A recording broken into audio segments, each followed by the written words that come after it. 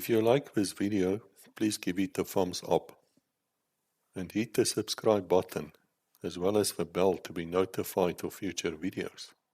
Thank you. Hello Internet, welcome back here. We have General Jock with us, a wonderful man. We are really grateful for his time. And today he's telling us about his time at the Danie Theron Combat School. Well, he's one of the first officers there. In fact, he's one of those who started this place.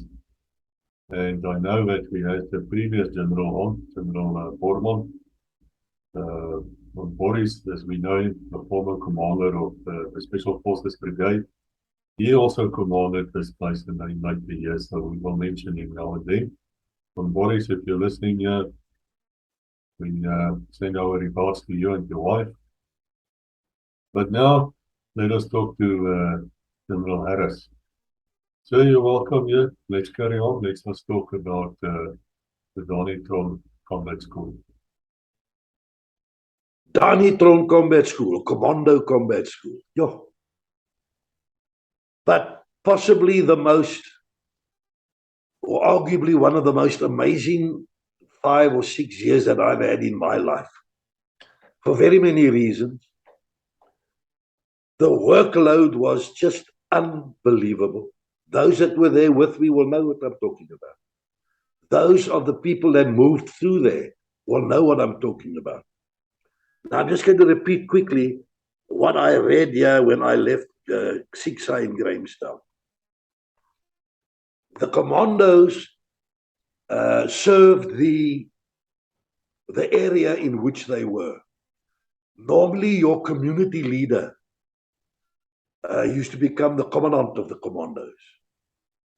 And then you'd have the companies in the commandos and the platoons and the sections and so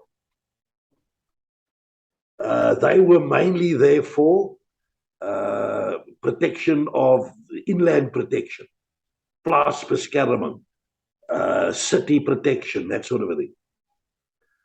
This whole history is written down somewhere. I'm going to come down and tell you where you should find it. But what was happening here was these commandos, or their different ranks, from warrant officers, NCOs, all the way up to officers, were being trained in minute amounts in Pretoria, at the old infantry school in Pretoria, and at the college. They were also being trained down in Oudtshoorn, but not at the amount that was required. And that is why the then Minister of Defense, P.W. Botha, decided that there has to be a unit separate one side, and to force machine at a heavy pace all these guys through 3 weeks courses to get yourself qualified to whatever rank you were. For instance, you had commandants who weren't even really qualified as lieutenants. So you had commandants, you commando unit commanders coming on course or courses to first qualify themselves as a platoon commander, and then as a company commander, and then as a unit commander. And they would do those courses, 150, 160, 80 at the time, every single 3 weeks. It was just amazing. I'm going to come to that side of it all. That was training the commandos that already had ranks. And then the Minister of Defense decided that you needed national servicemen to be trained to feed those commando units when they got back home. So the Commando Combat School, which a year later became the Danie Theron Combat School, had that mission of getting the commando forces up level, fed with national servicemen, and qualified in the ranks that they held. That's in a nutshell what happened in 1967, November, when it was established, although we only started in 1968. So I'm going to read you something here quickly and then explain on how my memoirs are going to handle this as well. When I Googled the unit recently, the Danie Theron Combat School, I found a 38-page history of the unit and of the establishments that were vacated to make way for the Commando Combat School.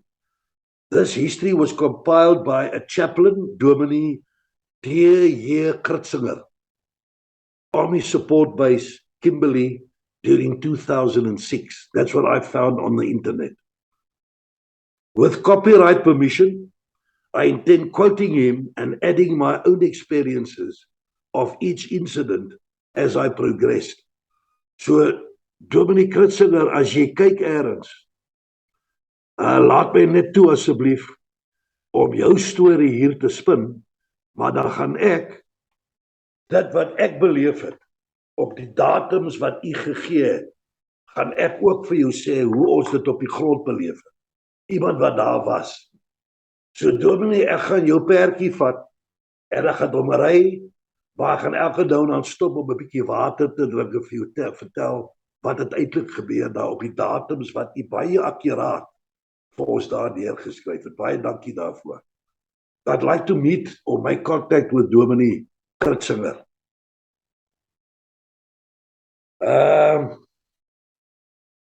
I'm going to skip this little piece here. And I'm going to say, Leon Wessels and I left Grahamstown, him and his Vauxhall Viva and me in my 1958 Volvo. And when we arrived at Discobolos, that's the area close to the Kimberley Airport, on a hot Sunday afternoon, somewhere early in November 1967, we were given a room to share in what was a small type of hostel building, about 15 rooms in it. It had a small lounge and a dining area and a kitchen, separated from the airport building by two massive aircraft hangars, which would later become the quartermaster hangars for the combat school. Elizabeth Conradi School was still in place across the road and would remain there until it moved to its new location on the Cape Town Road, close to the Horseshoe Motel. One maintenance unit and later the headquarters in Northern Cape Command would be established in the vacated Elizabeth Conradi premises. More about that later on. We were met in our new quarters by a quiet, soft-spoken Lieutenant or Field Cadet I.P. Meyer. He was destined to become the unit's paymaster. We quickly got that little area of ours right, and so the people started arriving from all over, mainly from Bloemfontein, bases in Bloemfontein, and a lot of the other infantry units, 2 by 2, like Wessels and I from 6i, Mos Grobler and somebody I think from 5si. We all went up, got together in November and December of 1967, and we are now ready to start training the commandos. Right, here we go. Nou gaan ek om Afrikaans gooi, Dominee. In 1968 was daar 206 commando's met 'n totaal van ongeveer 60.000 lede. Hierdie toename as ook die noodsaaklikheid om aan die commando's 'n meer gespesialiseerde opleiding gemik op die uitvoering van hulle spesifieke taak, die onmiddellike beskerming van hulle eie tuisoord te bied, en die vorige jaar reeds tot die stigting van die Commando Kruisskool gelei. Daar is tydens 'n toespraak op 30 September 1967 op George deur die minister van verdediging, meneer P.W. Botha, bekend gemaak dat so 'n Commando Kruisskool opgerig sou word. Op 12 Oktober 1967 is besluit dat die kruisskool te Kimberley gevestig sou word. Die terrein wat daarvoor op sy gesit is, was Alexander Fontein, 8 kilometer suid van die stad, langs die B.J. Foster lughawe. Die kruisskool het op 1 November 1967 amptelik tot stand gekom. Kommandant Jan Fourie, bevelvoerder van een valskerdebataljon in Bloemfontein, is met kolonelsrang aangestel as bevelvoerder met kommandant P.E.K. Pek Bosman was sy tweede bevel. Kommandant Bosman was 'n panseroffisier. Teen die einde van die jaar was alles gereed vir die tweeledige doel waarvoor die kruisskool daar gestel is, naamlik die aanvanklike opleiding van dienspligtiges wat aan die commando's toegewys is en die aanbieding van bevorderingskursusse vir commando-offisiere en ander range. Hoewel die eerste offisierskursus by die commando kruisskool eers op 22 April 1968 begin het, het die eerste groep commando dienspligtiges, 1130 van hulle, reeds op 9 Januarie 1968 gearriveer. Die werkswinkels en klaskamers van die ou nywerheidsskool is as slaaplokale ingerig, maar talle dienspligtiges moes in tente slaap. Om 'n paar pale en perskebome is noodgedwonge sakgespan waarbinne die manne kon bad totdat die badkamers in gebruik geneem kon word. Langs houtstallasies met rye blinkskotteltjies en spieëls, ek onthou dit so goed, was die aanvanklike skeerplek en 'n paar veldkombuise is ingerig om die dienspligtiges se eetlus te bevredig. Offisiere is aanvanklik in die ou verwaarlose Alexander Fontein hotelgebou gehuisves. Die destydse hoof van die leer, luitenant-generaal W.P. Lou, het op 24 Januarie 1968 die kruisskool besoek ten einde vordering in die opknapping en uitbreiding van die basis te inspekteer. En in April 68 het die minister van verdediging die eerste van talle besoeke daar afgelê. I remember you're going to hear now what the old base was, and when all those people moved out of the base, we moved in from Colonel Jan Fourie right down to a Tiffy corporal, went into those big hangars that we took over. I think there were 9 or 10 of them, and we actually physically, the staff members, had to break down all those little rooms inside, and 5 military works unit arrived and took out all the rubbish with front-end loaders at a massive rate, just to get ready for those 1,130 troops. Right. Now, I'm going to jump around a bit, but we're going to come back to this now. Dominee Kitzinger writes down here, the creation of a new commando tradition. En hierdie gaan nou in Engels wees. During the first 10 years of the combat school, the aim was to establish a true South African tradition. The decision to name it the Danie Theron Combat School was part of this effort. On the 10th of October 1968, in a speech in Kimberley, the Minister of Defence announced the new name. It would serve as a monument for these brave commando and Boer heroes, this brave commando and Boer hero from the Second World War. 2 of his officers in the Transvaal Verkenningskorps, Captains Jack Hinden and Henry Svegkamp, were also honoured. The Officers Club was named after Jack Hinden, and the NCO and Warrant Officers Club was named after Henry Svegkamp. In October 1968, Danie Theron was honoured in naming the combat school after him. At the same time, it was decided to erect a statue of him in front of the school. Dit is hoe daai standbeeld waarvoor ons soek koos. The cornerstone was a rock from the nearby battlefield of Magersfontein and was laid by the Minister of Defence on the 21st of October 1968. In his speech, the minister said that monuments should be seen as symbols of the dreams of a nation. The statue became the symbol of the commando system. A further boost to the commando tradition was the announcement of a commando medal, the Danie Theron Medal, for officers awarded for excellent service. A lot of our members received those medals, but this is where it started. A number of possibilities were taken into consideration in 1969 as to what form and shape the monument should be. On May 1969, the task was given to the Pretoria sculptor Charles Engela. Now, here's where I come in. I met Charles Engela. He stayed in the officers' club with us because it was close to where the statue was going to stand. He was a staff sergeant in the Technical Services Corps. Hy was 'n tiffie met sy hande gewerk. That's why he was a sculptor, onder andere. And he was either a permanent force or he was a national or rather a citizen force tiffie. But Charles Engela is the guy that sculpted Danie Theron. The bronze statue had to be twice the size of a normal man, twice. 25 small replicas were ordered to serve as honorary awards at the combat school. Dit het so hoog gestaan. Engela used a photograph taken of Danie Theron in a typical reconnaissance posture, crouching with his rifle in his hand as his model. In July 1969, a miniature of the statue was handed over to the combat school.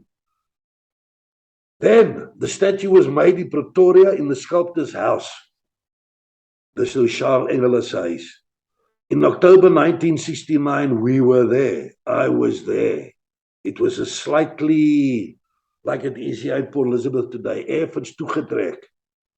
A helicopter took it from the house in Waterkloof Airport, or rather from his house to Waterkloof Airport. It was then taken on board a cargo aeroplane, 10-1, a C-160 or whatever. I think it was a C-160, and flown to Kimberley. On arrival at Kimberley, the pilot still stayed with us the previous evening, was a Super Freelon helicopter. That's the biggest helicopters we had. It could take a platoon. They used that Freelon helicopter when the C-160 arrived, picked up old Danie Theron, twice man size, and put him down just close to the Jack Hinman Officers Club. Now, what is not written here is Colonel Bosman said to Groot Oos, A.S. Oosthuizen, veldkornet, kaptein. He said, Oos, jy moet vir ons daai koppietjie bou waarop Danie Theron gaan staan. And that was Groot Oos's job. He got stones and rubbish from all over the area, which was plentiful, because we were cleaning the place. We had just cleaned it. En daai klein koppietjie het ons Berg Oosthuis genoem. Dit staan nêrens in geskiedenis geskryf nie. Groot Oos het Berg Oosthuis gemaak waarop Danie Theron se standbeeld kom staan het.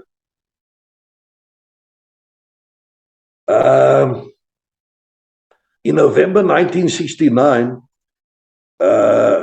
one of the most prestigious days in the history of the school, apart from the statue itself, a series of paintings of Boer generals were revealed.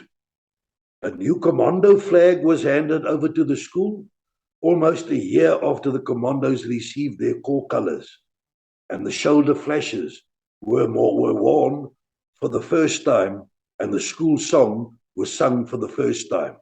Dominee, dankie vir daai datum, November 1969. Groot datum in die kruisskool se geskiedenis. The song was composed by Dirkie de Villiers, inspector of school music in the Orange Free State, and the son of the great composer, Reverend M.L. de Villiers. His wife wrote the lyrics of the commando song. The song told of a warrior, his life and dreams, and what motivated him to give his utmost. A men's choir on that day also sang the song during the revelation of the statue. And a little bit later on that afternoon, 2,000 soldiers sang that song. En nou moet ek weet nie, ek gaan dit ergens hier vertel. Daai song, maar ek gaan dit sommer nou ook sê. Tot vandag toe, daai song was in ons ingedrul. Tot vandag toe, jy het ekstra dienste gekry, as jy nie die woorde van daai song geken het nie, die commando lied. Maar ek dink ek gaan hom 'n bietjie later sal ek kom vir jou, en ek het dit hier ergens neergeskryf nie. Ek sal dit vir jou uit my kop uitgee, maar is dit 50 jaar later. Right. Where are we now? Excuse me, Chris, I'm going to be with you right now. Die skouerkenteken wat vir die eerste keer op 1 November 69 gedra is die silhouet van die Danie Theron standbeeld op die commando vlag. Wat laasgenoemde betref, was dit tydens die parade na afloop van die standbeeld onthulling deur die minister van verdediging van die kruisskool of althans aan die kruisskool oorhandig. Daai vlag is oorhandig deur PW Botha wat met die vlag nader aan David Mens wat op 'n perd gesit het, nader beweeg het en toe die vlag so begin wapper, toe reverse David se perd en daar gaan PW Botha agter die perd aan vir seker 50 meter voordat die kruisskool of die commandos hulle vlag kon kry. Dit staan nie hier geskryf nie. Most embarrassing. Dit was die commando vlag. Tydens die parade waarop hierdie vlag in die kruisskool oorhandig is, het die minister van verdediging in 'n koets, coach, wat oorspronklik aan die boeregeneraal Koos de la Rey behoort het. Hierdie koets sal ek nooit vergeet nie. Die algemene opvatting was dat die koets in Engeland gemaak is en meer as 100 jaar oud was.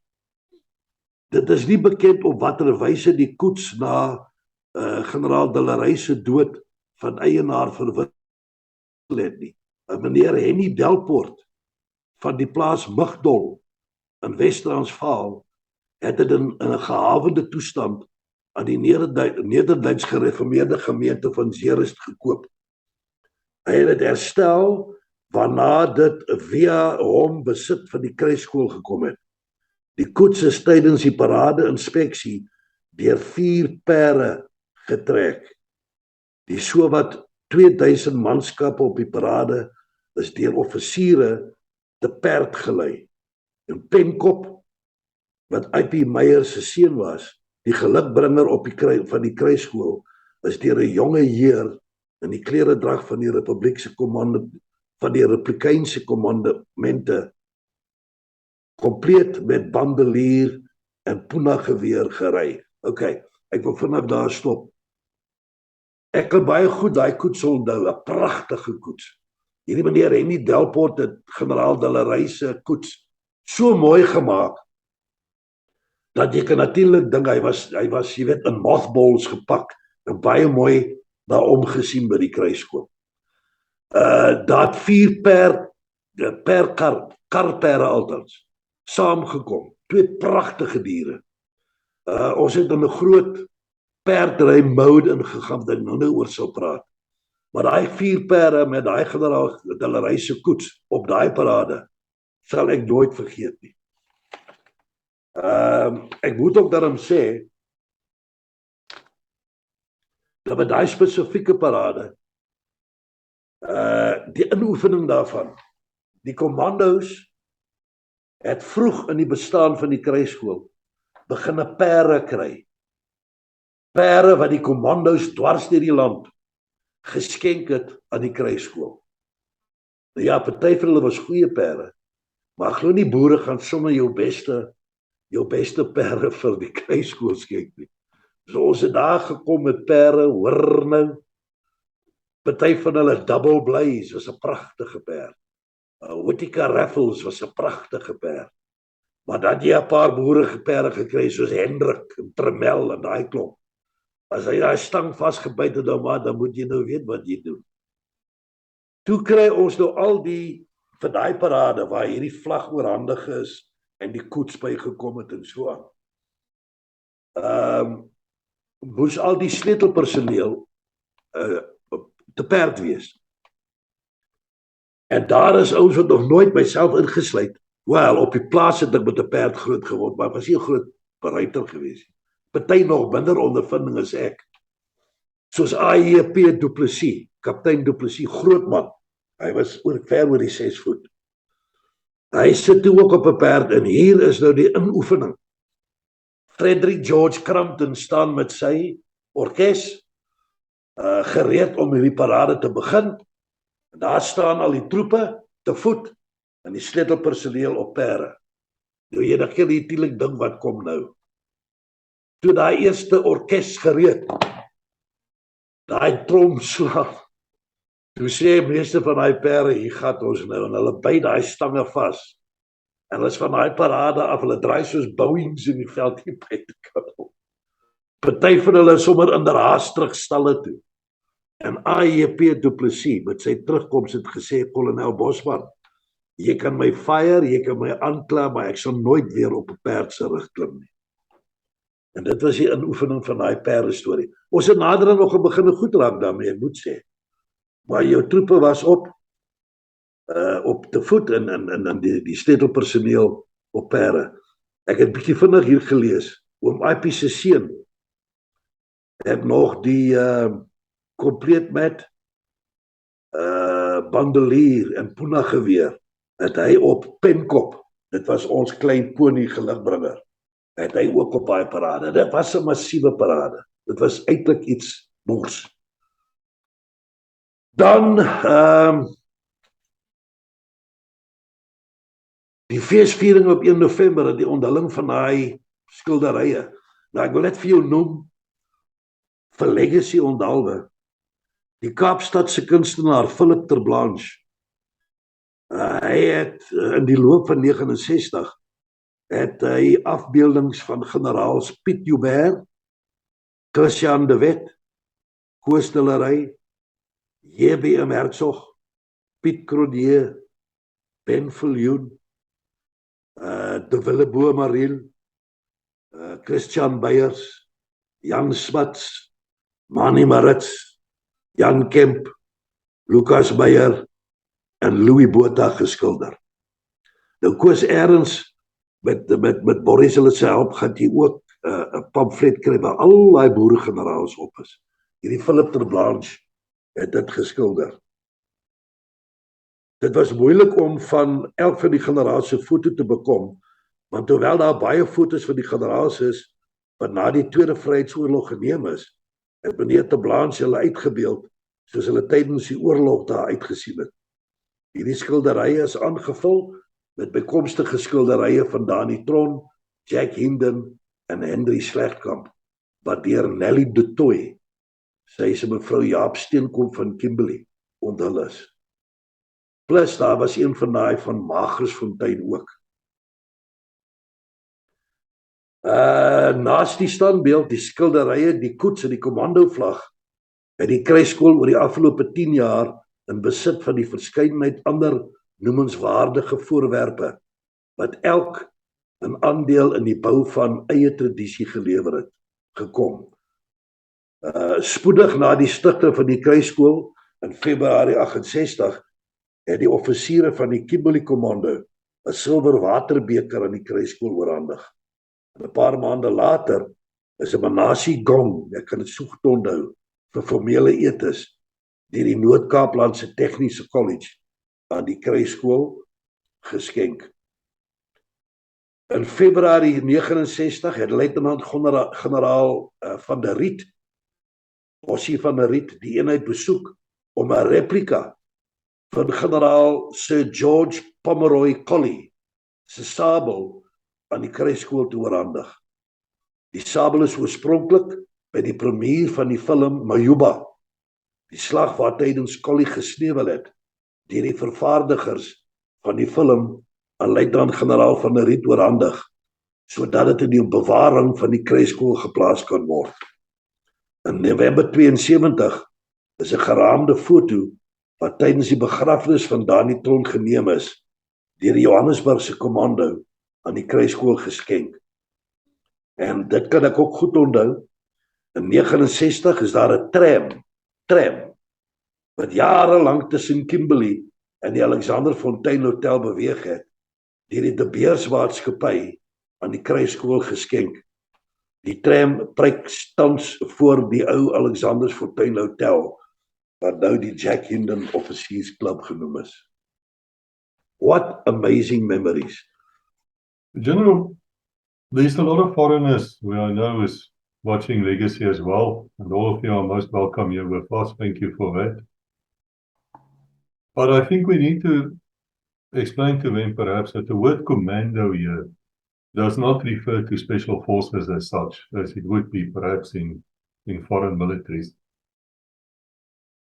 No, you're right, because that word commando, and it's also in this document by somewhere in the beginning. During the Anglo-Boer War or the South African War, the Boer forces were dealt into commandos, and they weren't the recce type commandos that you would find of today.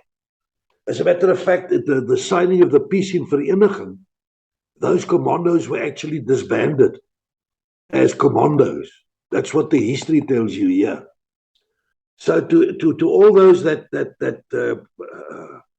have got a connotation of commandos to like the British commandos, that is not so. It's the way the Boer forces were organized during the South African War 1899, 1902. Any more questions, Chris? Yeah, I believe it was Winston Churchill who actually borrowed this name Commando when they started the commandos during the Second World War. He was, of course, involved in the Boer War. He was captured. He was almost executed. Some say it's a pity he wasn't. Yeah, then there's another question, sir. There's some people I'm sure we will not know who is Danie Theron. And Danie Theron was one of the greatest scouts in the history of South Africa and the South African military. And I believe he died as a young man. He was engaged at that stage. He was not married during the Boer War. I don't think he was actually captured. He was shelled on a kopje, on a hill, where like a little hill. And there might be just outside Potchefstroom, yeah. And there's a monument there right now. There's a monument there for it, depicting that very thing you're talking about, yeah. I never knew it was right on that copy. I'm glad to tell me, sir. And he was also, for those of you who don't know, but I've actually seen this research versus, he was the first man ever to use the name James Bond as a cover name. That rings a bell. That rings a bell, yeah. The Jack Indian Officers Club is situated on a part of the original farm Alexander Fontein, which was granted to one J.C. Coetzee under the Orange River Sovereignty title in 1848. No diamonds worth mentioning were discovered on the farm, but as the main Cape Town Kimberley Road ran through Alexandersfontein, it became well known for its gardens, its large springs, and licensed premises. It was first known as the Roadside Inn, and then the Thatched House Tavern, and so on. But by 1882, there was a swimming pool as well. 1899, the farm was bought by the De Beers Mining Company.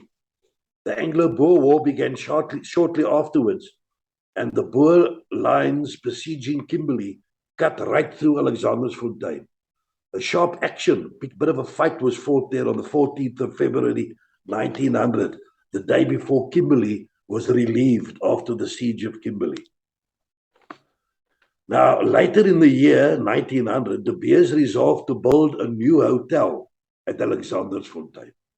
Have you ever been there, Chris? Have you ever seen this one? Whenever you go through Kimberley, do yourself the favor. I hope it's still looking like it did then. I'm sure it does. The architect was a Mr. Great Batch. Tenders were called in 1901, and despite floods delaying the work, by October 1902, the post of manager of the new hotel was advertised. An electric tram service to Kimberley was opened in 1905, and tickets cost 1 shilling each. During 1907, 1908, a second wing was added to the hotel. Golden days followed shortly. Band performances were given on Sundays. Dances were held on Saturday nights. Tennis, bowls, skittles were played. And there were water birds on Duck Pond. Among important visitors to stay there was Edward, the Prince of Wales. God bless him, wherever he was.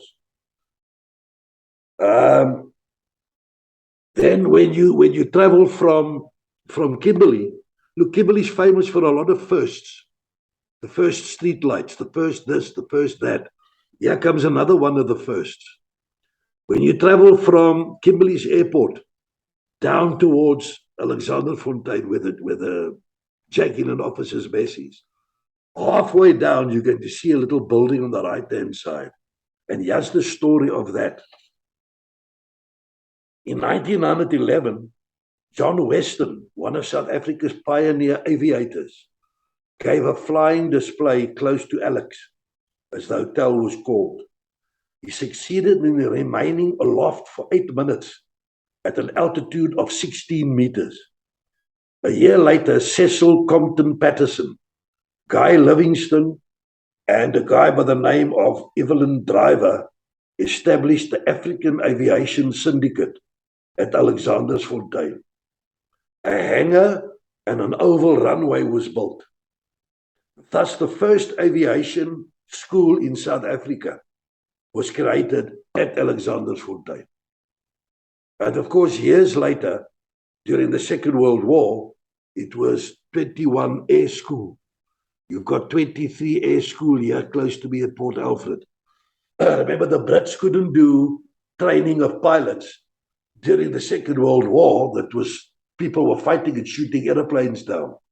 So they came out to their different colonies and trained their pilots, of which 21 Air School was here in Kimberley. There's still a little Patterson's aircraft is still in there. It didn't go very well with the Alexander Fontein Hotel. It frequently ran at a loss. That even closed down during the First World War. 1939, the hotel was closed down completely. Now, here is an interesting part. During the Second World War, the buildings and much of the surrounding property was leased to the government.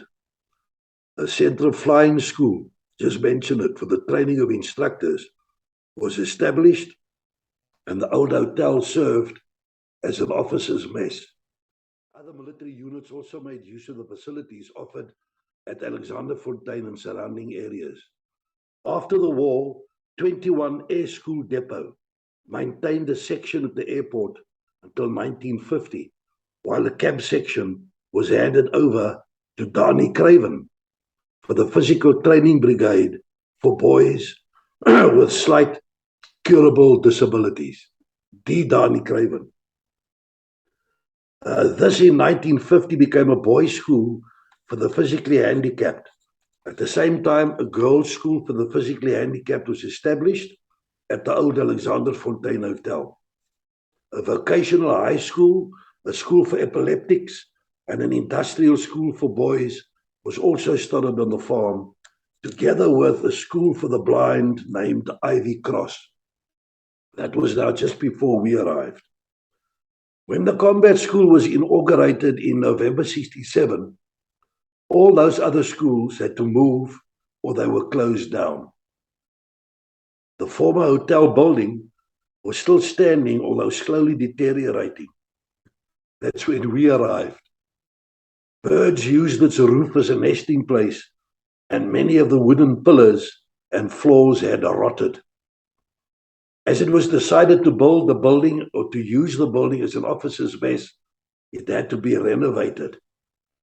In attempting this task, the idea was to restore it to its former glory.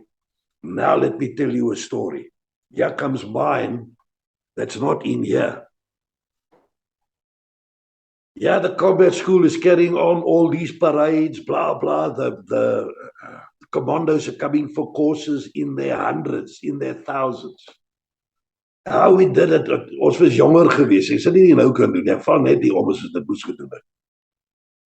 But now they decided the combat school, the Alexander Fontein Hotel will now become the Jack-in and Officers Club, and it has to be fixed.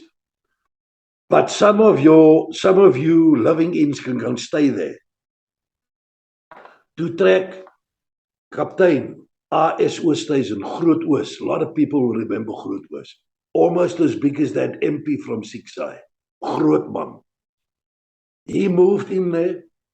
I moved in there. Leon Wessels moved in there. Lapis Labeskagni moved in there. And David Mens, die commandos gaan hierdie name onthou, also moved in there. And it was supposed to have been a ghost house. Maar ons mos nou infanteriste, ons was nie bang vir spooke nie. Behalwe een aand, toe kom ons agter, there's something strange here. His fout by hierdie plek.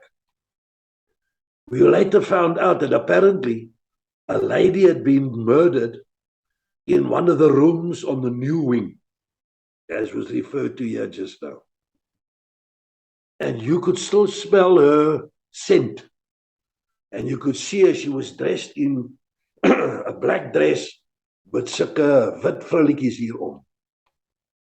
And one evening, Groot Oos saw her and came running through that old dilapidated building, leaving broken planks and floorboards behind him, soos hy nou daar by ons kom klaar oor die spook wat hom jag. We had a Griekwa man that worked there, Piet Higu. He was a waiter, he was the main waiter there. And Piet Higu swore by it. Piet het gesê, ek is by die helmet gebore. Ek sien daai vrou elke nou en dan. That was the spook of Alexander Fontein. Never forget her.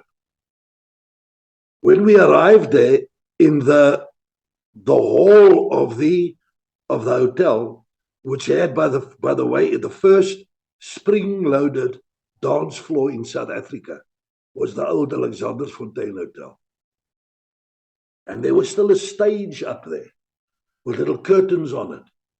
And later on, we found out that years earlier, just before we arrived, Jim Reeves, the singer, had been here in South Africa to record or to make that movie.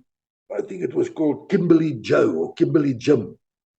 And that was actually part of it was shot or filmed rather, in the dance floor, the dance location of Jack Hinden. I actually got married from that officers' club. So I was one of the first living-ins. They told us that all those rooms, by the way, had beautiful, still have got beautiful Italian marble fireplaces in all the rooms of the Jack Hinden. And we were told when we moved in there, you don't make fires in there because this is a tinder box. If this thing goes up, that's the end of the whole old hotel. We can still, make it work. Prachtig. Comes the winter in Kimberley. We decide we're making fire in the fireplace. But to make sure that they don't see that we've got made fire there, we used to take a bucket, and every morning we put the warm coals into that bucket and out onto the veranda, so that they can't see that and we clean the fireplace. You can't see it. We get back from work one day, and the bucket on the veranda has disappeared. Ons stap nader en sien met die warm kolle onderin, it had burnt right through both layers of the outside stoep veranda. I mean, that just goes to show you how irresponsible young people can be. I mean, that could have been the end of the Jack Hinden Officers Club. But now we have to fix the evidence. So I remember we broke away one day quickly. We took some rugs off. That's these little mats that you got in the army. We put that over the hole where that had burned through the veranda.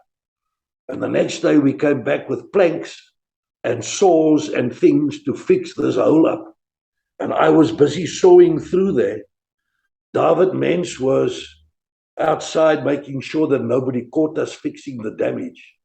But obviously the colonel, Jan Fourie, had sidestepped him. And as I was cutting through this hole and the planks were falling through, Jan Fourie was looking at me up through the hole. Harris, wat maak jy nou? And of course, that was 21 days extra duties, not 7 or 14. Jy vat jou hele staalkas en jy trek by die dienskamer in. So we nearly burnt down the officers' club, which would have been terrible. And from then onwards, Leon Wessels and I were known as the Terrible Twins. I don't know why. But they still used to like us. It wasn't so bad, but it was hard gewerk. Tannie Dot Viljoen used to ran the place for us. Piet Higu, as I was saying, was the main batman. Staff Timmers eventually became the barman.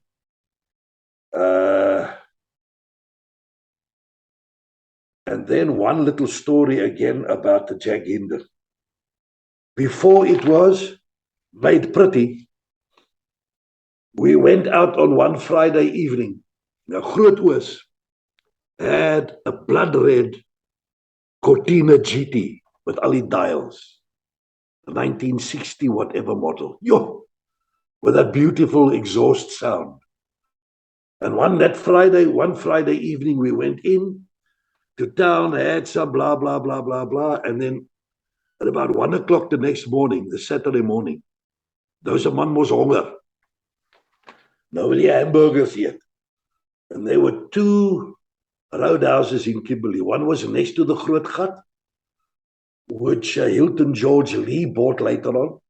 And the other one was on the road out to Spitsdrift. We arrived there, the wind was blowing, I can remember. And there was a massive ice cream cone, twice man size, must have been about 8 foot high. And this thing was blowing off the wall. And we asked the guys at the roadhouse to take it down because it could fall on this Cortina GT. And they refused to do that, so we took it down. For die muur afgehaal. And they said they're going to phone the police because we're damaging that and blah, blah, blah. So we loaded this thing on top of the Cortina GT and they rode it back to the officers' club, Jack Hidden Officers' Club. They had two beautiful palm trees in front of the entrance to the club. And we thought that the palm trees would be a nice backdrop for this big ice cream cone. En toe gaan raak ons in die slaap. Die volgende oggend vroegerig, toe word ons wakker, toe stop daar 'n polisievan hieronder. And we looked through the railings and there were two young constables getting themselves ready because they knew this was an officers' club. And in they came to arrest those that had taken the ice cream cone. And there was the evidence standing next to the palm tree anyway.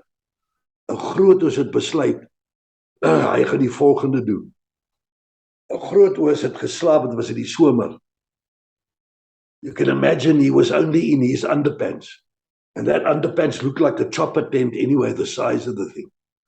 And dressed only in his chopper tent underpants. With nothing on top. He put his cap on, he was a captain. He put his Sam Brown on bo oor hy logge liggaam. Drew his sword and went down the magnificent staircase where the two police constables were waiting for him. And I can remember them saluting him and saying, Veldkornet, Kaptein, whatever it was. And then there was a little altercation down below there, and Groot Oos came back to the top again. And there went the two police constables with the ice cream cone, loaded it onto their police van, and took it back to the owners that had laid a charge against us. So die weermag en die polisie het altyd maar lekker saamgewerk. That was the stories of that I can remember, the ice cream cone and so on. Now I've got to start coming towards an end here, of course. The personnel, with your permission, I'll send you later on the original, because I can't find it in Dominic Kritzender's papers here, what the combat school looked like when we started. In a nutshell, it had a headquarters, Colonel Jan Fourie, only for a year, then he left when it became the Danie Theron Combat School. Colonel Peck Bosman was the commander.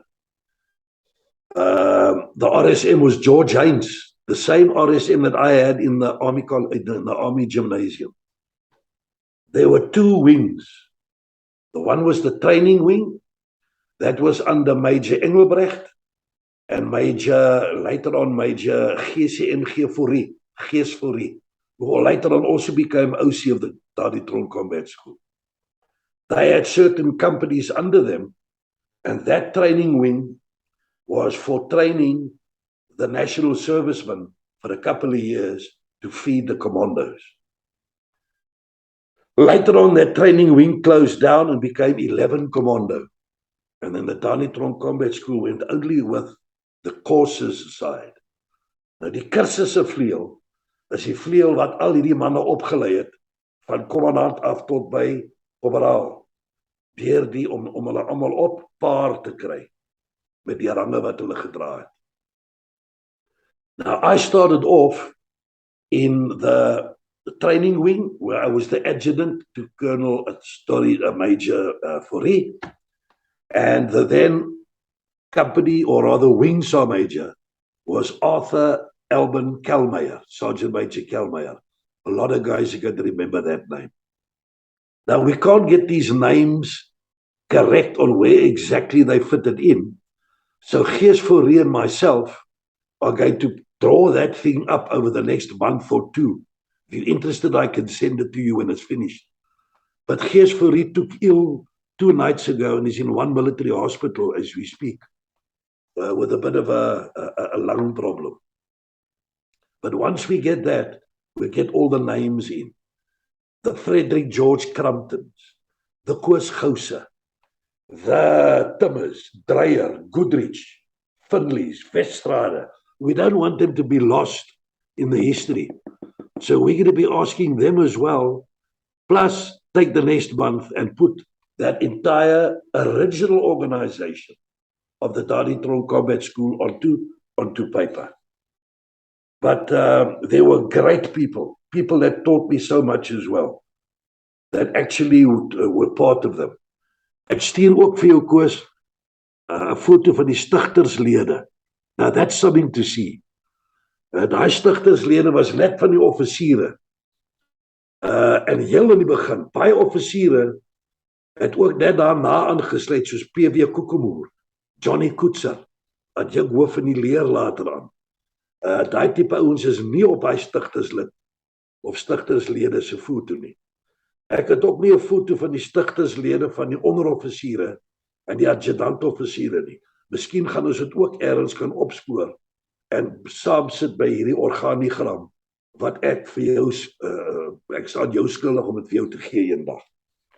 But I don't want to leave out names. The first chaplain was Dominee J.J. Marais, from 68 to 72, Joppie Marais. En Joppie Marais het vir ek en my vrou getrou in 1971 by die Danie Theron Krijgsskool. There were so many people that looked after us when we arrived there. Weet, the civvies of Kimberley het ons gedra. It was amazing to see how they were pleased at, business coming to Kimberley. Averbach and Brown, old man Brown, he used to help us a lot. Old Beryl Ben from Atlas, dry cleaners that used to do all the washing for the base. There was a sergeant major, I think it's Klein. They were the owners of the Savoy Hotel. And we, of course, were, we used to go to the Savoy Hotel quite often.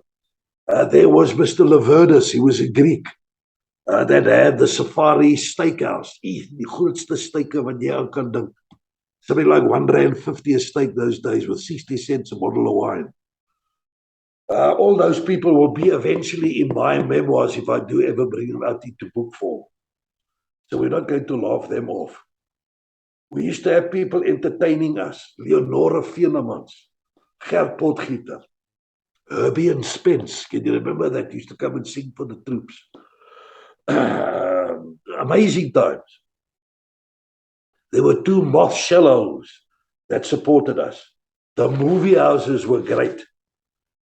And that was some of the little things that I can remember. Remember I told you about the horses that the commandos were sending us? The servicemen selected. We actually started a mounted wing there in the very late 60s, early 70s. And they used to send us their horses. Gees Fourie, who is now in hospital at the moment, as I was saying, he was the OC of the training wing. And he was inspecting some of his troops training around the area there. And he got onto the horse by the name of Hendrik. And Hendrik het hom nogal die stangvleis vasgebyt en vir arme ou gees in die hospitaal gehad vir 2 weke. I remember also coming off horses, etc., etc. But in about 1969, Sergeant Major Clement, who was a gunner, he was transferred to the combat school to start or to look after the horses. Hy was 'n groot perdeman geweest. Sakkie Clement. Omdat het geklik het so sakkie sement, dis waar hy die sakkie vandaan kry. En Sakkie Clement was 'n Springbok kaptein van die Springbok gymkhana span. Weet gymkhana pensteek?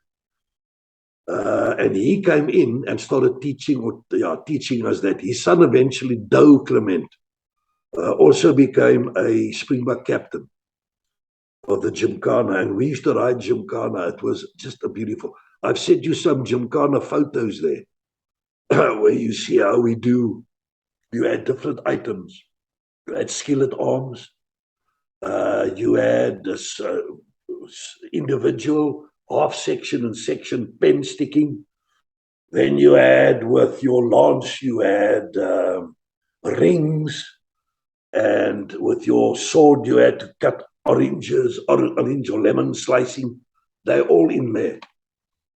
And I remember we used to ride all around the Northern Cape and further afield, taking part in gymkhana events. And that mounted wing eventually went back to Potchefstroom and became the Berede Centrum, that we knew of years later, the Equestrian Center, that was the name. It actually started in Kimberley, although Potchefstroom also had horses. So Sakkie Clement used to teach us the best way to teach you to stay in the saddle was to play a polo cross. Now, polo cross is like polo where you've got a bat, but polo cross, you've got to pick it up with a little bag, and then you play polo cross. And you concentrate so much on your polo cross that you eventually become very, very good at sitting or staying in the saddle. And I remember I used to play polo cross with 2 of those cart horses. Flicker and Tremel were their names. And you could never get them into a controlled canter like you need when you play polo or polo cross. If your little bag was empty when you missed the chukka, you used to turn in the field like a Boeing, because you couldn't get those horses out of a triple. Look at that, my triple. Those were things that I could also remember. We rode all over. Vryburg, Bloemfontein Skou. We did 3 SA championships. 1 in Godini down in the Cape. 1 in Bloemfontein, 1 in Allowal North. And if I really want to be Windgat, I became the 1972 Eastern Cape lemon slicing champion. And I beat 2 Springboks. Got a little trophy like that and a 10 rand note. So yes, we did a lot of gymkhana stuff. That was beautiful. Now, that courses wing originally functioned under command of Major Redlinghuis. Later on, hy's oorlede as 'n brigadier-generaal. The following courses were presented: advanced training, promotional courses, specialist courses for clerks, quartermasters, storemen, snipers, internal security, elementary field engineers, refreshment courses for unit commanders, company commanders, 2 ICs, so we can go on. We even had those days, even your school cadet officers. They had their own school cadet badge, but they had to come to the combat school. If he was a major, he had to come on an orientation course. And if you take my first round with you, where I showed you a photo of me as a student officer at Grey High School, if you look at that picture, or that photo rather, you'll see sitting on the left-hand side as you look at the photo is a Major Alfred Kettles. He was my science teacher at school. And because he was a major in the cadets, he had to come to the combat school as well. So what happens? Roles get changed. I never knew he was coming on course. I was a field cornet at 23 years old. Here comes this massive course. Arrives on over the weekend, and on Monday it starts. We only two pippers, but the guys on course are from staff sergeants to commandants. We, their instructors now. And as I go through the nominal role, Major X, feel good at Major Darren, feel good at Major Kettles. And Yab Kettles stands up with a big smile on his face and he says, I assume the roles have now changed, Mr. Harris. En toe is ek nou my eie onderwyser se instrukteur by die kruisskool, Alfred Kettles. We did all those courses. Maybe they're going to remember the training areas. Die commando sal hierdie gebiede onthou. You trained around the combat school, and then there was Nooit Gedacht, close to Berkeley West. Berkeley West itself, Peniel Estates, was an area that belonged to the government where we did certain exercises. And Windy Corner. And then later on, just before I left, they bought Schmidstrift. That also became a very famous training area for the combat school. And there it is. There it is. We're coming towards the end.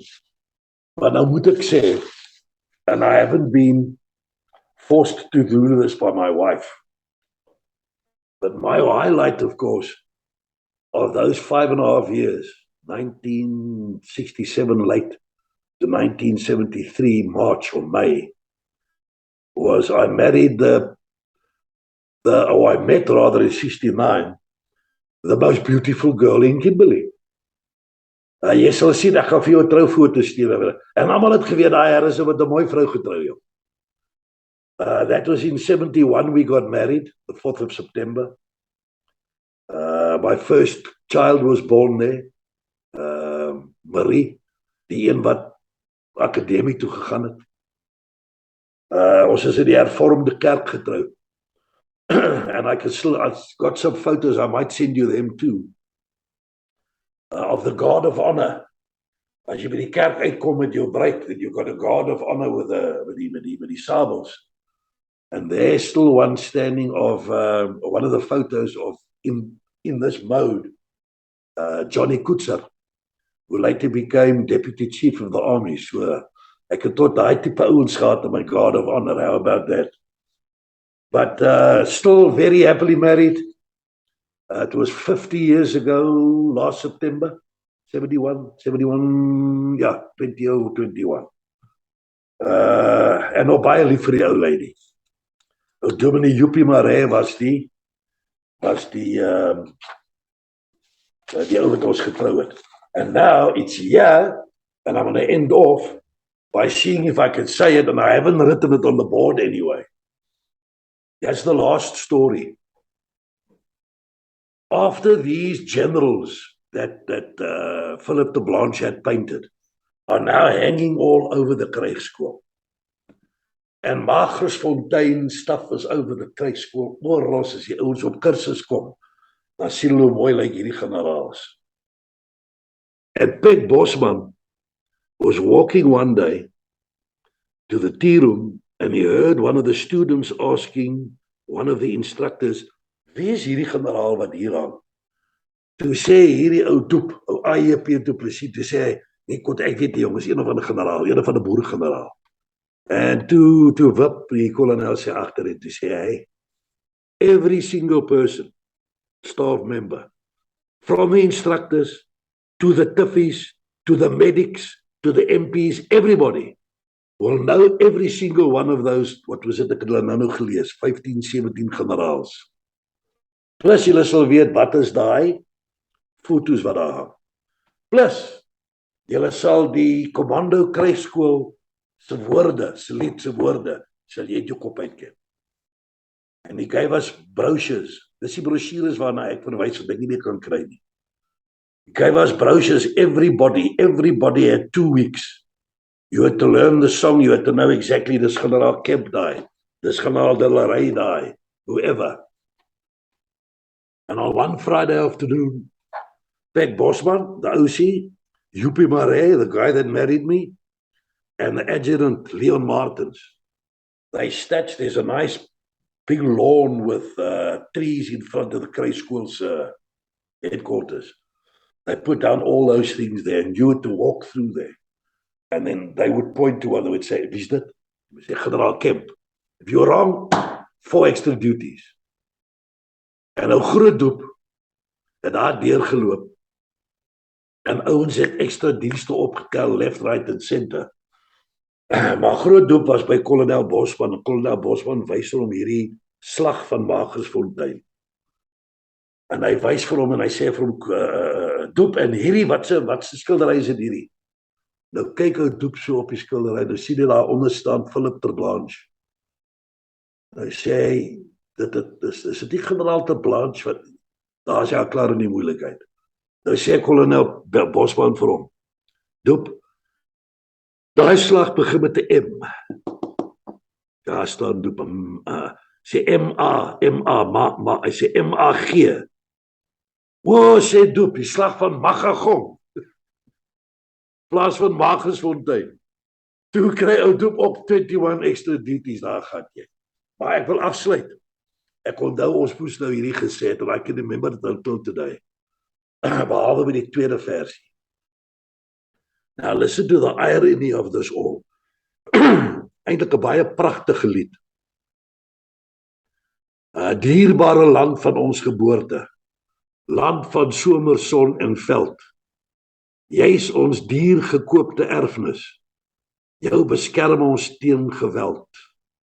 Vryheidsdrang bruis deur ons are. Dwing ons om gereed te staan, om te antwoord op bedreiging, met die strydkreet, ek sal gaan. See, eyes closed. Tweede ene. Gats, vergeet ek. Steeds vertrouend op die Vader, bly ons tot die dood getrou, om 'n groot en skone toekoms vir ons kinders op te bou. En hierdie het ek altyd vergeet, die laaste stukkie. Sonder vrees, bewus van roeping, sal ons vasberade veg, om te bou wat ons verkry het, as 'n volksbesit en reg. En die refrein het gegaan, daarom sê ek sal gaan. Daarom weet ek sal gaan.